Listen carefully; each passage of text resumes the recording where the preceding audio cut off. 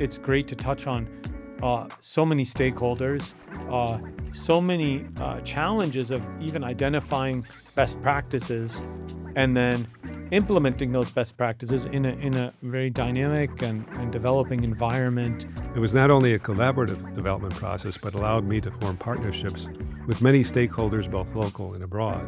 In computer science, 20 years ago feels like 1,000 years ago in some ways, in terms of how fast the world has changed, how fast the field has changed. Electives take care of that, and getting faculty that would come and visit and demonstrate their experience and keep us in.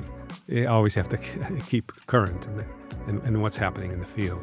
And we started this whole conversation with your own initial inspiration and opportunity to even come to Armenia. Maybe we're coming full circle if we can talk about this in the context of the scholarship. And working with Armenia, the diaspora, the local folks here, and so on, it's always in my thoughts.